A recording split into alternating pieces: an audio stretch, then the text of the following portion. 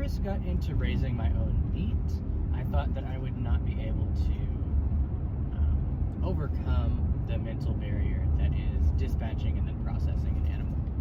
And while the dispatching is highly displeasurable, as I think it should be, maybe something you never get used to, and that's a good thing, it should feel really serious and sovereign and maybe even uncomfortable. And I really wanted to get there. I wanted to learn how, and I wanted to feel comfortable doing it before I had chickens on my property, before I had laying hens and then tried to hatch them out or incubate or anything. I wanted way ahead of time to have the skills I needed to be successful at that. So the first thing I did was I went to the grocery store and I bought a Cornish hen, or a Danish hen, a tiny little bird that was the whole bird, not really because it didn't have a head or feet or anything, but as whole of a bird as you can buy frozen in the grocery store. And I practiced with that. I thought it out, I practiced separating it, I practiced cooking it, small scale, okay? And then I could see, this is the light meat and the dark meat. I really understand what all the stuff I had read about and seen videos, really do it with my own hands and figure out what those words meant in practice.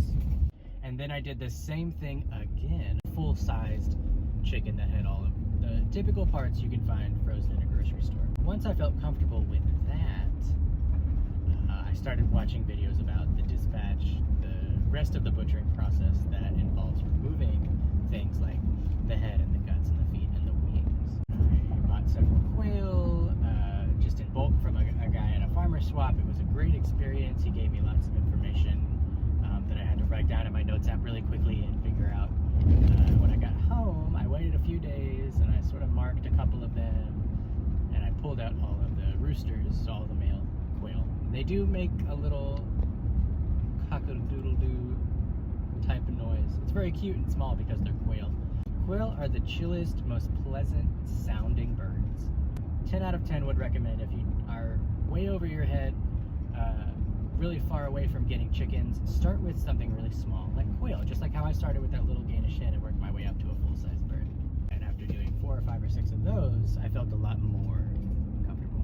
Then I started looking around for unwanted chickens.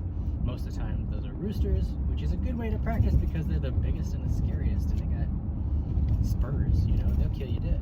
People get rid of animals for very, very cheap or even for free. That's what I have today. In the back I have 9 unwanted roosters. So he's doing me a favor by providing me with animals. I'm doing him a favor by removing them from his property. Big. They're 4 months old. The biggest birds I've ever worked with